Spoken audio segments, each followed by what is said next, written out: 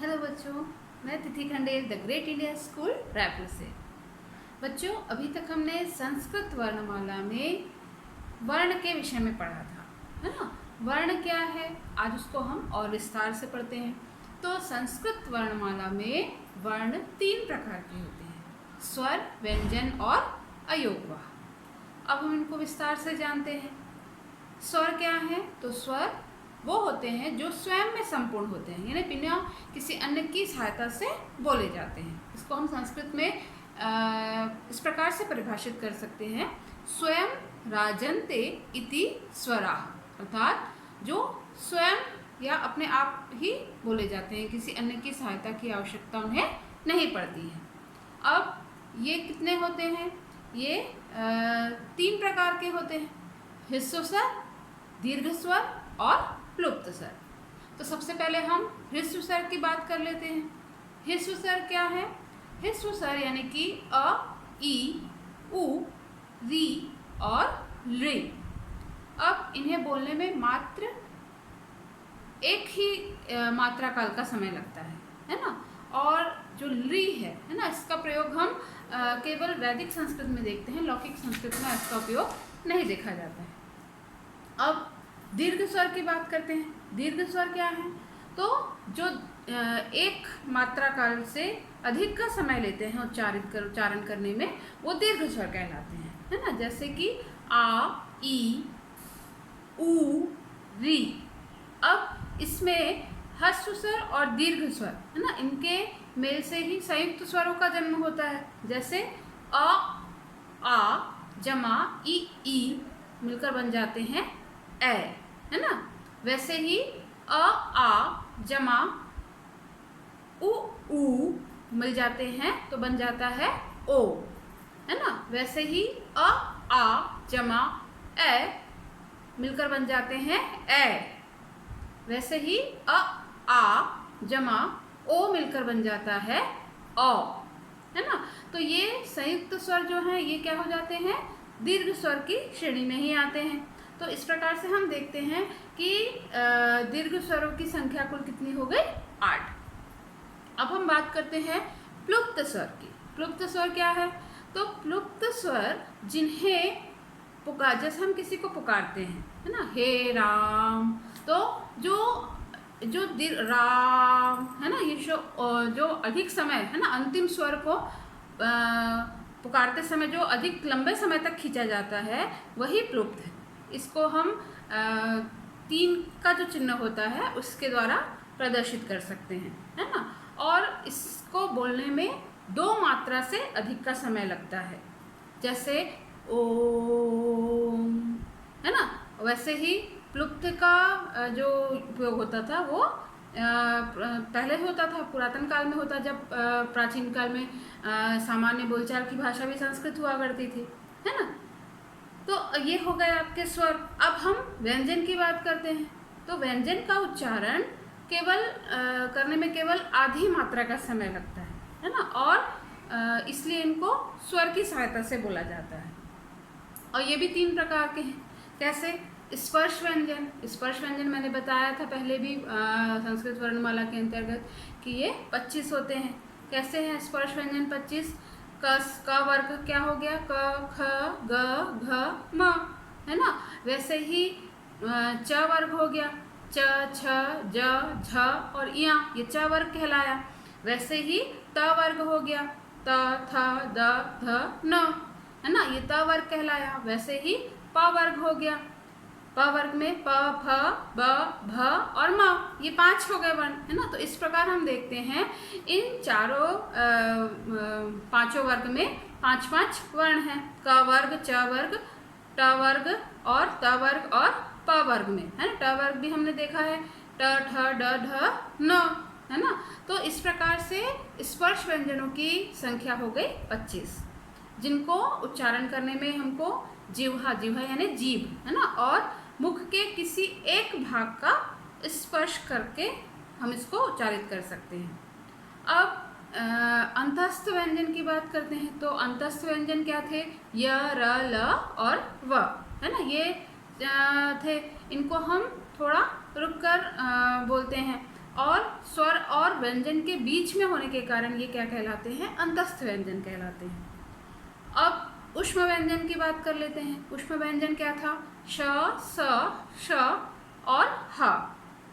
अब इनको ये जो ऊष्म स्वर हैं, इनको हम जब उच्चारित करते हैं तो जिह्वा की गर्मी यानी जो जीभ की रगड़ है ना, गर्मी से जो आवाज़ आती है, तो इसलिए हम इनको क्या कहते हैं?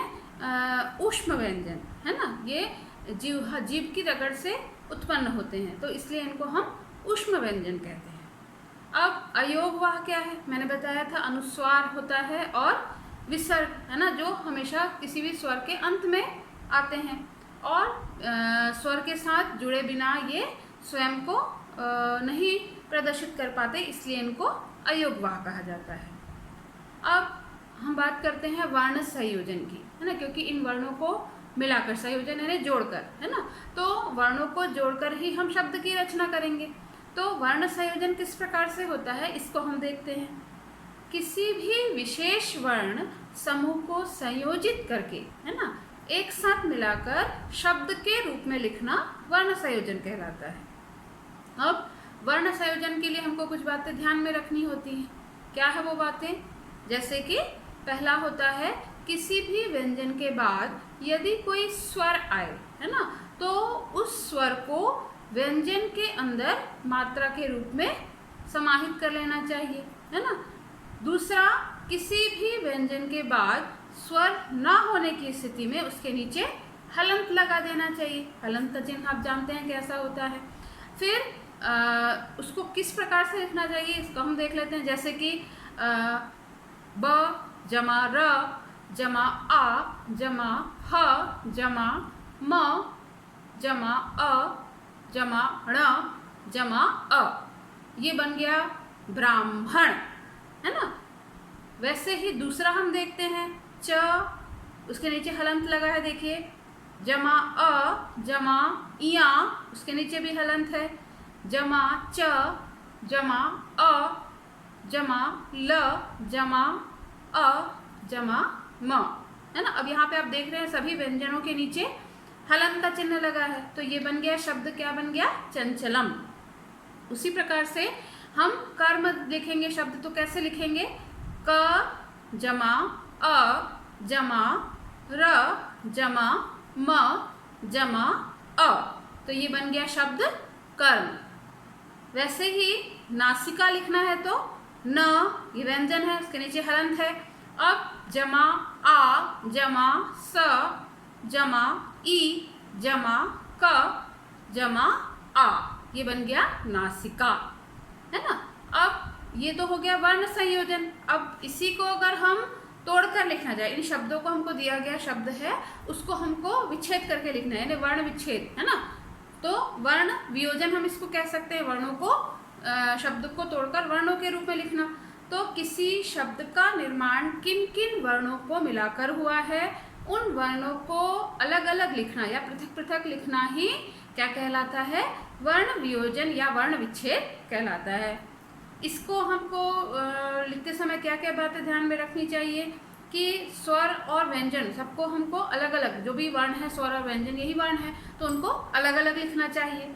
दूसरा, व्यंजन से स्वर अलग करके उस स्वर को मात्रा के रूप में ना लिखकर उसके जो वास्तविक रूप में, जैसे आ की मात्रा लगी है तो हमको पूरा आ लिखना पड़ेगा, है ना, तो उसके वास्तविक रूप में लिखना चाहिए। तीसरा है, प्रत्येक व्यंजन वर्ण में हलंत लगा होना चाहिए, है ना। जितने भी व्यंजन वर्ण है उसके नीचे हम हलंत का चिन्ह लगाएंगे। और ये भी चौथी और अंतिम बात ध्यान रखने योग्य है कि स्वर में कभी भी हलंत का चिन्ह नहीं लगता है ना। जैसे जिह्वा शब्द है, अब इसको हम तोड़कर लिखेंगे तो कैसे लिखेंगे? ज, उसके नीचे हलंत लगा है, जमा ई, ये स्वर है, इसमें कोई भी हलंत नहीं लगेगा। फिर जमा ह, ये भी व्यंजन है, इसलिए नीचे हलंत लगा है। जमा व, नीचे हलंत है, जमा आ, है ना। आ देखिए, जिह्वा, आ यहाँ पर मात्रा के रूप में है, लेकिन हमको इसको वास्तविक रूप में लिखना है, तो ये क्या हो गया? जिह्वा। इस प्रकार से हम वर्ण विच्छेद करेंगे। और एक एग्जाम्पल देख लेते हैं, उदाहरण देख लेते हैं, जैसे कीदृशी, है ना। अब इसमें क व्यंजन है नीचे हलंत, जमा ई, बड़ा ई है ये, जमा द, नीचे हलंत है, जमा री, जमा श, जमा ई, है ना, कीदृशी। इसके बाद व्यंजना नाम, है ना, व जमा य, जमा अ, जमा इया, जमा ज, जमा अ, जमा न, जमा आ, जमा न, जमा आ, जमा म। इस प्रकार से ये बन गया शब्द व्यंजना नाम। और लास्ट जो है आपका फोर्थ है उदाहरण, वो है गणितम। अब गणितम कैसे लिखेंगे, ग जमा अ, जमा ण, जमा ई, जमा त, जमा अ, जमा म। इस प्रकार से हम वर्ण को तोड़कर लिखेंगे तो ये हो जाएगा वर्ण विच्छेद। तो आज हमने देखा कैसे वर्तनी बनती है और कैसे वर्ण संयोजन होता है और वर्ण विच्छेद होता है ना। तो आज हमने वर्तनी, वर्ण संयोजन और वर्ण विच्छेद या वर्ण वियोजन देखा, है ना। धन्यवाद।